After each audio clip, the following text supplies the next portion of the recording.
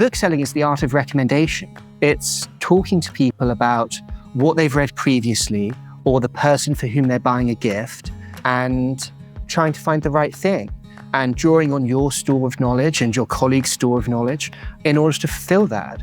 And the amount of satisfaction that you can get selling a $7.99 paperback when it's absolutely the perfect thing for that person was just utterly extraordinary.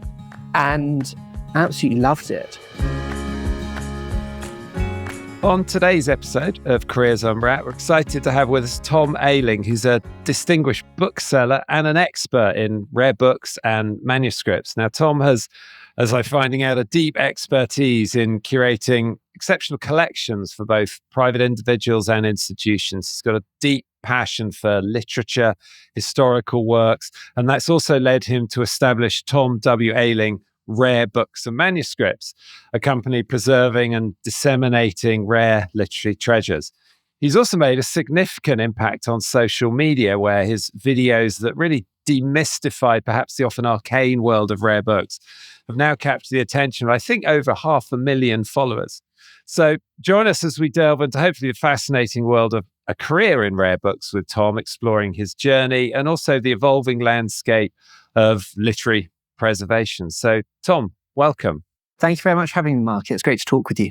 I think one thing I'm just really interested to know, and this is often a bit of a tangent straight away, the book that you've never seen in person, that you've never had your hands on, that you really want to, what would that book be? Mark, there's too many to list. I, like a lot of people in my trade, do keep our sort of secret black book of wants, books that we dream of finding. And it's not often in this trade a book that we necessarily know exists. It's not just as simple as saying, oh, it'd be lovely to have a Gutenberg Bible or a Shakespeare First Folio.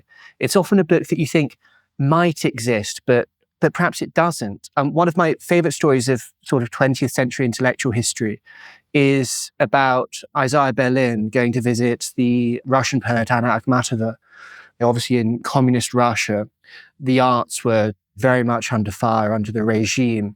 And it's reported through these secondary sources that they had a whole evening staying up through the night talking about art and literature and philosophy. And this conversation was sort of the very essence of what it meant to have a platonic relationship with someone and an intellectual relationship with someone.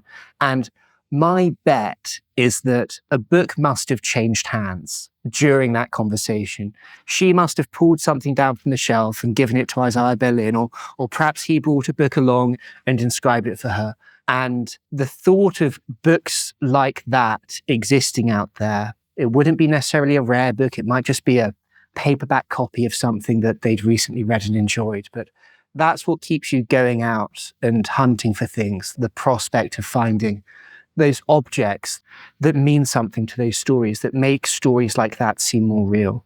And I think that's one thing that, and I presume many others find so interesting about the area you're in and books in general, is that of course you can have the very, very rare, very costly items, historical value, but you've also got the things that aren't that rare, but because of who they've passed between, they mean so much to those people. And I was given a box of books not too long ago by my parents, which had come from their parents.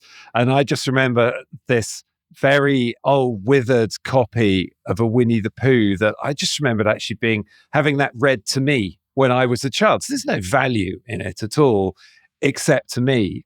And I think that's what books can do to a lot of people. Now, many children start out as readers and then they fade away. It's a known problem, just switching off, especially today with social media being so attractive.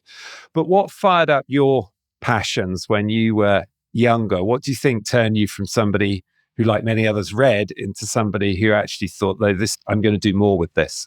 Well, I'm very lucky in that my parents encouraged reading a great deal. You know, we went to the library every week to get a new book out, and I was fortunate in that I developed the habit of reading for pleasure at quite a young age. But that's very different to what I do now. And reading is a wonderful thing that we all do and love and enjoy. And that is a process of seeing a book as a text. And so you might have 2 copies of Pride and Prejudice, and they contain the same words in the same order, and therefore to the vast majority of people seem the same. But when you go into the world of book history and antiquarian books and the trade in it, it's all about the differences between two copies of the same text that become interesting. So I was very fortunate in that when I was 10 years old, one of my favorite authors came to visit my school. Her name was Caroline Lawrence, and she wrote a brilliant series of books called The Roman Mysteries, which was almost like the sort of famous five or secret seven being set in ancient Rome or something. And I brought in very excitedly as an eager 10-year-old, a big pile of books for her to sign. And I don't know why this was, but 6 of them were paperbacks and 1 of them was a hardback. And so she went away merrily signing my large pile of books while my classmates stood in line behind me. And she got to the last one, this orange hardback book. And she said, "Oh, this is a first edition." And I thought, that's not a word I'd heard before, but I have to say that those 2 words next to each other did sound quite special to me. And then said, "Oh, because it's first edition, there's a mistake in it, and I'll correct it for you." So she inscribed it on the title page for me, and then she turned towards the back of the book to where there was this typo. And she got out her marker pen and she corrected it by hand, and then she put a big exclamation mark in the margin to apologize for the error. And suddenly I had an object that felt so different to what I walked in with earlier that morning. Not just that it had been signed for me, but that it was fundamentally textually different to the paperback copy that all my classmates were having had signed. And so I got this feeling, and it wasn't a sophisticated feeling, and it wasn't as sophisticated as the way I'm expressing it to you now. But you got this feeling that some books are more special than others, even when they're copies of the same book. And that's really at the heart of what we do in the trade in rare books and manuscripts. And so when you started working, you were a bookseller for a topping company, Booksellers. And then you moved from there, I believe, into being an antiquarian bookseller. How did that career path start? And actually, for a lot of people listening to this, how did you get to realize that this could be a career? Well, it's one of those things, and I think it's true for a lot of people who are passionate about the arts and want a career in the arts or a career in literature.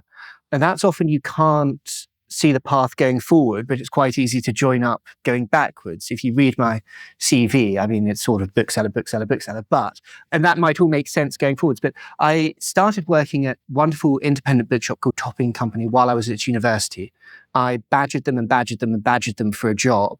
And then eventually, after sort of 6 months of begging, I bumped into the owner at the British Museum at an exhibition of Greek marbles, and he thought, "Oh yeah, this might be the sort of chap we need." Well, I mean, part persistence, but then utter chance that the job came about. But I worked there for my sort of last year and a half at university and absolutely fell in love with working in a bookshop with bookselling, and specifically bookselling. When I got that job, I thought I'd love to work in a bookshop. What a lovely environment to work in. And when you're a student, it's probably better than serving drinks at a bar or waiting tables, which is what I'd done previously. But I discovered the more I did it that I really liked selling books, because it wasn't selling in the way that you might think of a salesperson with sales targets and deadlines, cold calling people all day. Bookselling is the art of recommendation. It's talking to people about what they've read previously, or the person for whom they're buying a gift, and trying to find the right thing, and drawing on your store of knowledge and your colleague's store of knowledge in order to fulfill that. And the amount of satisfaction that you can get selling a $7.99 paperback when it's absolutely the perfect thing for that person was just utterly, utterly extraordinary. And I absolutely loved it. But sort of career prospects wise at that stage, I was just finishing my final year at university. And what I thought I wanted to do was go off and be an academic. So after my undergraduate degree, I started postgraduate study at the School of Oriental Studies in London. And about 2 months into it, I just missed bookselling too much. And so that's when I applied for the job at Yonkers Rare Books, having decided that pivoting into the antiquarian book trade, 1, might be more interesting, but 2, might have sort of, I guess, greater career progression within it than working with new books. And got the job, and I've been selling books ever since. Some people might think, okay, well, what do you therefore do in terms of a week at work? With some jobs or some careers, you can sort of imagine it, even if you're not part of it. And we're recording this early on a Monday morning. So what's in your in tray or to-do list for the week ahead? The wonderful thing about it is that it's different every week, and no 2 days are the same. And one thing that's different about my job now to what it was when I started in the book trade, which was working, as you say, for Yonkers Rare Book, which is a brilliant firm specializing mainly in English literature in Henley-on-Thames, is that now I run my own business. So I'm doing all the book selling and everything else as well, which one's still adapting to. But I've got this call with you this morning. After that, I'm about to hire my first member of staff for the business. I've then got a call with a HR consultant after this. I had about 12 or 13 orders come in over the weekend. So I've then got to pack all of those up and send all of those out. And then, as always, there's an email inbox filled with inquiries and a shelf of books that I need to catalogue, which is our formal way of describing books and presenting them to customers. And, well, that's probably enough to keep me going for the next couple of days, really. And how are you finding the business side of things? Because as you've already clearly said, the passion that you've built up over time for your line of work is very clear. But now you've decided not to work for other people, but to work for yourself. So what challenges and what opportunities has going into business thrown up for you? A lot of challenges, and it's immensely different to just doing what you might consider the sort of pure pay element of book selling, which is buying and selling books, because you have all these other things thrown in. And the truth of it is that what I've discovered in the first 6 months of doing this is that all those other things I'm not actually very good at. So for me, it's all been about finding amazing, helpful, talented people who can provide support. So I've got fantastic accountants who help with the financial side, and I can talk through all the financial side of the business with. I'm very lucky in that I come from a family of entrepreneurs. Almost everyone on both sides of my family have started and ran their own businesses. So they've been a great pool of insight. And one of the most gratifying things about it actually is that I post everything I do on social media, what I get up to in a week, all the difficulties, the successes, the late nights, and so on. And what's actually surprised me is the amount of people who've got in touch who are book collectors or maybe, have watched the content and thought about book collecting. He said, yeah, that reminds me of when I was in my 20s and setting up my business. And they've been an amazing resource as well. So it's just been a case of, talking to as many people as possible, trying to get as much help and insight from them as possible to help me with the things that I'm not good at. I'm pretty good at the book side of the business. And the rest of it is a very steep learning curve. The social media piece is fascinating. Obviously, it can be a critical business tool, but you have to be good at it because there's a lot of rubbish out there. And I was looking through a number of your videos before we spoke and just found fascinating stories embedded in so many of them. And one in particular stood out, you talking about the translation of Volsunga Saga and how that inspired parts of Tolkien's Middle East. And then you just think of the connections, because obviously writers are readers too and are inspired by what they read, and how that creates the stories that then go down into the books and manuscripts that you deal with. So how did you get started on the social media side? What either tricks or tools or confidence helped you take those first steps? I think the key with social media is just to post. I mean, I think lucky in that I was the generation who got to live most of their childhood without social media. And then it came in at an age where developmentally it didn't do us a great deal of harm, which I think is a hugely privileged position to be in. But I was sort of, on Instagram from about the age of 16, on Facebook probably from the age of 13. And so putting content on social media is just sort of what we do as a generation. So I get interested in books and I start posting about books on social media. I mean, really, what you see now is me having posted thousands of videos online. And what you don't see now is me having never posted content online, which is very, very different in terms of quality and perception and everything, to be honest with you. So if you're thinking about doing it, you just have to start. You just have to post, press publish and learn as you go, because it's a volume game. You have to do lots of it to get good at it. And I wasn't particularly confident in front of camera. I'm not an excellent writer or storyteller in my personal life, or dare I say it on podcasts. But just by doing it literally thousands of times, you can develop a way to tell an engaging story in a short segment like 60, 90 seconds that you have on platforms like TikTok and Instagram.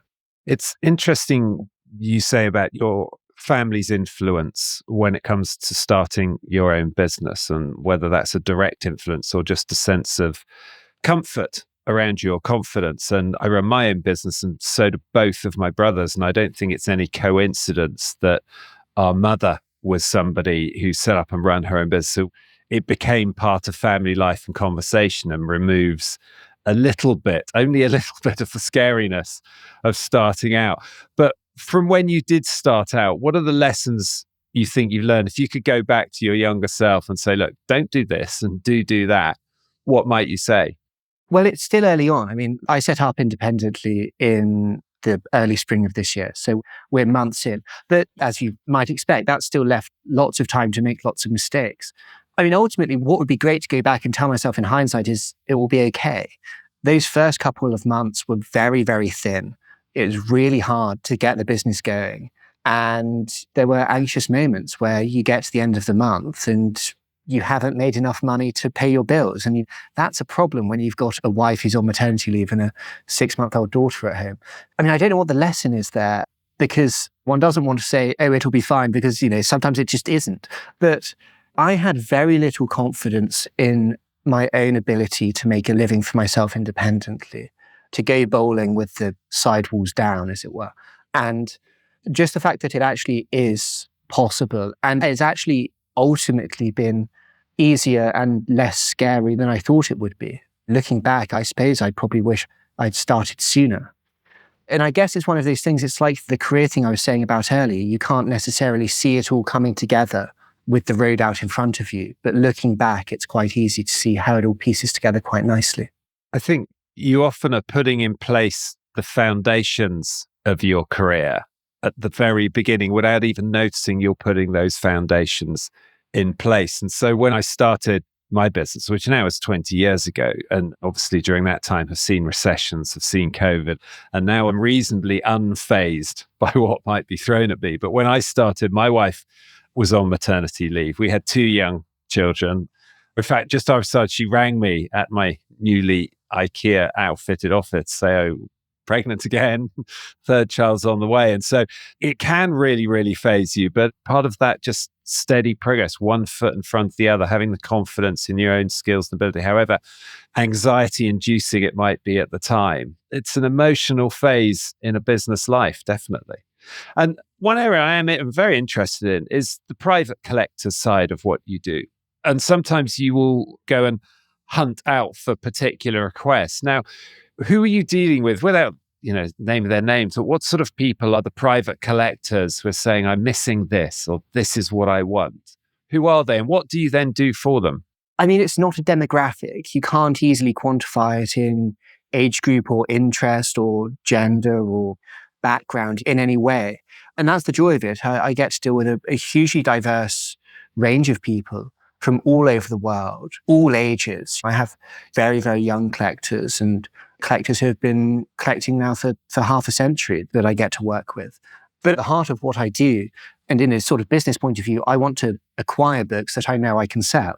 And the best way of doing that is to acquire a book that someone's told you they want. So you work with people, and sometimes it's as simple as fulfilling a request. So someone says, oh, I have a first edition of The Hobbit. Can you get me a first edition of Lord of the Rings? That's quite simple. But like you said, the Volsunga saga that I had, which is the first translation into English, produced by William Morris, or by William Morris in conjunction with somebody else, that Tolkien read in his youth, actually bought a copy of it when he was given a prize at university. That sold to a Tolkien collector, not to someone who had said, I'm interested in Norse mythology. Can you get me a copy of this translation of this book? But someone who was interested in the deep background of Tolkien's work and actually had a daughter who was interested in Norse mythology and was looking for a 16th birthday present for her. So it was this wonderful sort of twinning of their interests. One, you've got the Tolkien element that suited the mother, and one, you've got the sort of Norse element that the daughter was really interested in. So it's about looking for those connections. And sometimes they're very obvious, and sometimes they only sort of present themselves after a lot of research and a lot of digging. Now, sometimes, of course, if you've got a collector request or you're personally looking for a book, your own network of dealers, of shops, of other organizations, and your knowledge of where those books are likely to be would give you a head start. But what about occasions where you've just uncovered new finds, new books. What about unexpected sources of where manuscripts or books have come to your attention? Yes, well, there's a wonderful saying by a very well-established American collector called Mark Samuel Asner, who says anything could be anywhere. And that's absolutely true. Some things you will find perfectly presented to you on a shop floor as a first edition of X, and it's just a case of, I have someone who wants it, so we'll do it. But I had a wonderful thing earlier this year that this was in the very early days of setting up my business. I had almost no money to spend on books, which is an issue. And I just happened to be scrolling through some auction listings and something caught my eye. It was these two books in boxes. And in the first image, you couldn't actually see what books were inside the boxes, just that there were these two custom-made boxes with books in it. And that got me very excited because if a book has had a box made for it 100 years ago or so, that's a sort of signal that there might be something special inside. So I made a mark of it and said, hey, Tom, you have to come back to that. And totally forgot about it for a week or so. The auction went by and I happened to be sort of still in my tab. So I opened it up and I saw it had gone unsold at this auction. Nobody else had bought it. It slipped everybody by. And I thought, well, I'll get in touch. I got in touch with the auction house and said, hey, look, I meant to buy this, but didn't. Would the owner still be interested in selling it to me? And they would. So I bought it and I got it back here and opened up the boxes. And there were the two most beautiful and pristine book bindings in there. One was on a copy of Peter Pan in Kensington Gardens, illustrated by Arthur Rackham, quite a valuable book in its own right. And one was on a biography of Florence Nightingale. And what was interesting about them is that they both had inscriptions in them. So in the Peter Pan, it said, "To Nell from Arthur, 1913. And in the Florence Nightingale book, it was actually inscribed in gold letters in the binding itself. So the inscription wasn't handwritten, it was tooled into the binding. And it said, Nellie Fyson, ex Donne, which is Latin for a gift from, AJG, which was this man's initials. And so it turned out after quite a lot of digging that AJG was a chap called Arthur John Gray, who was a young bookbinder at his family firm of bookbinders, and the Nell or Nellie that he'd not just inscribed these books for, but made them for, was his fiancée. So we have the most touching gifts given to her in 1912 and 1913, the Peter Pan in 1913. The Florence Nightingale was given to her in 1912 because I discovered that Nellie was training to be a nurse. And there is unfortunately a tragic end to this story because in 1914, obviously, Arthur, the young bookbinder, he was, I think, 21 and newly engaged, joined the army for the First World War. And on the first day of fighting at the Battle of Passchendaele, he died. And I was sat there at my desk, I mean, literally with tears in my eyes, over these books that both I and everybody else in the world had totally passed on. And just by opening them up and looking inside and doing a little bit of digging, you get this, I mean, beautiful and tragic story about craft and love and loss and war and all these great themes of literature, quite frankly, just sat there in two unadorned cloth boxes. So, I mean, that was a pretty special, I mean, not discovery, but I guess chance, bit of research. And where are they now? They're with a private collector. So I made a video sharing their story. And I think to date, I've received maybe 25 or 30 orders for the book. I mean, that's one of the tragedies of the trade that I'm in. You know, you can only sell a book once to one person. These things you can't mint more of them. They're not NFTs or anything, but they're in a wonderful private collection of fine book bindings, somewhere where they're in a really terrific context of other great book bindings of the same period, where the owner absolutely fully appreciates and understands that story. And who knows, those books may come back to me one day. Books do have a way of coming back to you in this trade. And with your substantial social media presence, therefore quite a high public profile for the trade, for the sector, the profession that you're in, do you also find quite a lot of people coming to you and saying, I've got these books, I've inherited this box of books from my grandparents, I found this in the attic, they must be worth thousands? Do you get quite a lot of people coming to you saying, I've got brilliant books for you to buy from me? And how much of that works out? Yes, very little is the short answer. It's actually one of the things about social media is that what it's great in terms of discovery. I mean, that's the essence of these platforms, is what they do is discovery. And they will find the users of the platform, the viewers when it comes to videos, content that they're interested in. And because it works that way around, the chief benefit from business sense is that it finds people who are likely to be interested in book collecting and therefore are likely to buy books from you. You get a certain amount of, I guess, related inquiries where people do want to sell things. But I mean, I could probably count on one hand. My videos get seen between 10 and 20 million times a month across all platforms. And I can count literally on one hand the amount of books that I've bought out of my DMs, as it were. And that's in part because rare books, we call them rare for a reason. You know, most people don't have them. There's a wonderful bookseller called Ken Sanders. He's based in Utah. And whenever someone asks him what a rare book is, he says it's a book that I have and you don't. But most people don't have rare books lying around in the attic. They might have general secondhand books or books that are wonderful to read, but not particularly collectible. And one does get offered quite a lot of that. But I'm very, very picky about the books that I buy. And that's in part because, well, to a certain degree, my customers are very picky. And to a certain degree, I'm very picky on their behalf. I only want to present them with really, really high quality material. Now, we've spoken a lot about rare books, but you also deal in manuscripts. And I perhaps might help just give us a quick, what's the difference between a rare book and a manuscript? Maybe a couple of examples of manuscripts that have passed through your hands in the last year or so. If we're talking about rare books in sort of contradistinction to manuscripts, then we're talking about essentially printed books and manuscripts. So a printed book is printed on a printing press, and they're at least created in multiple copies, even if now they don't survive in multiple copies. Whereas manuscripts are handwritten, and therefore they are, in a certain sense, unique. I mean, I actually have on my desk here, for those watching on YouTube, I'll describe it for podcast listeners. This is a Bible leaf from the book of Ecclesiasticus.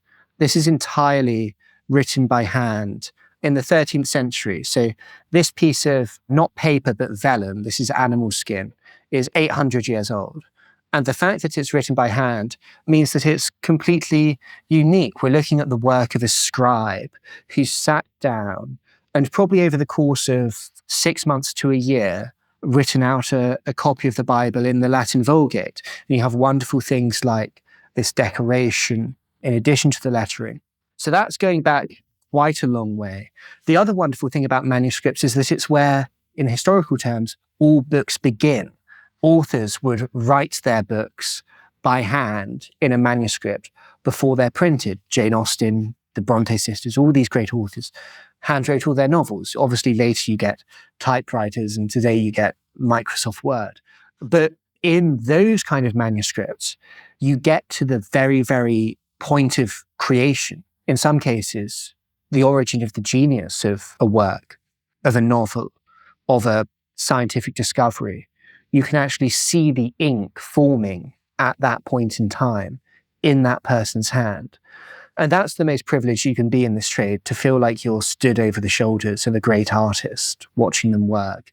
And that's exactly what it feels like to turn the pages of a great manuscript. In that context, what tools do you have available to you to ensure the authenticity of any book or manuscript that's coming to you or coming through your hands? Forgeries of entire objects are rare but not unheard of. And the tool that you have is your own experience and your own know-how and your knowledge and what you can see with your own eyes. There are some cases where using actual tools, enhanced lighting, magnification and things can be very, very useful. For example, if you look at a signature that you think is wrong, so let's say you've got one of Winston Churchill's books and it's signed by him, that could make a book that's worth a few £100 worth a few thousand. So in other words, it would be worth a forger's time to give it a go. And when you magnify one of those signatures, you can look at how the ink gathers in the signature and use those patterns to determine whether it's a natural flow of the hand or whether it's someone very slowly and deliberately copying. Because when I sign something, it takes 2 seconds. And I'm sure it's the same when you're signing your signature too. And it's the same for authors signing a book. So you can tell forgeries. There have been one or two examples of someone essentially forging an entire printed book, but that's an extremely involved process because you have to literally duplicate the printing plates for every single page of a book that might be 500-600 pages long. This is years of work and a very low success rate because still what you can't do is you can't really replicate, one, the age of the paper, two, the impression of the metal type. If you're sort of 3D printing it in silicon or whatever, it's not going to leave the same impression on the page as metal type. So sure, people try it. And the thing one encounters most is forged signatures. Entire forged books are less common. No, that makes sense. And from your business perspective then, and sort of ending in this area, as you said, you started up on your own a matter of months ago. How do you grow the business to the level of success you want in an area where you said there's a limited set of products here? They're rare because there aren't many of them. What do you need in place to really grow your business to the level you want it to be? I think it's a few different things. I mean, you can sell more books, or you can sell more books to more people, or you can sell more expensive books. And the way that I've been growing it in truth is by selling more books to more people. I want to get as many people as possible interested in book collecting and really open up this world to, I don't like saying a new generation of book collectors because I know that my social media following all ages, and that's maybe one thing people don't realize about social media is that actually the amount of people who sort of aren't in their 20s that become book collectors as a result probably surprises people. But yeah, I mean, sort of just spreading the word, keep buying great books and finding those stories and telling as many people as possible about them. And from my perspective, it's just a case of, keep doing what I'm doing. Tom, thank you so much. I mean, personally, this is a conversation I would love to carry on in much more detail in so many areas, and also to touch the books that you have and just to feel them, because so much of that is, for me personally, the difference between a book in your hand as opposed to the words on a screen. And if the book in your hand has a weight and a history and a quality to it, then that's just a wonderful experience. But I think for anyone and everyone listening to this, from a career perspective, pieces I've been taking out of this are the importance of persistence, of the ways in which you can turn a passion into a career. From a social media perspective, for those who see the value of that to their business, just start, just get going, because you will get better and better as you go along from there. The importance also, obviously, of plugging into people and the need within your line of work to not only just on the customer side, but on the sourcing side, to have those networks, those relationships established in place, and obviously being a bit of a detective in there as well. And I think there are many other people whose passions may lie in completely different areas and who are going through the challenges of turning that into a business that can support them and their family. And it probably will be okay, as you said at the beginning. Not for everyone and not every time, but take those steps, move forward, build on the skills and knowledge you've got, and you've got a really good shot at it. So, Tom, thank you so much for joining us on Careers Unwrapped. It's been wonderful to talk to you and great to hear about how your career is developing. Thank you. Thank you, Mark, very much for having me. It's been wonderful to talk to you, and thank you for putting everything I said far more cogently than I was able to at the end there. This podcast is sponsored by We Are Futures. To find out more about We Are Futures and how we can introduce your brand, business or organisation to the mass markets of tomorrow, visit www.wearefutures.com. Make sure to search for Careers Unwrapped in Apple Podcasts, Spotify, Google Podcasts, or anywhere else podcasts are found. Remember to click subscribe so you don't miss out on any future episodes. On behalf of the team here at We Are Futures, thanks for listening.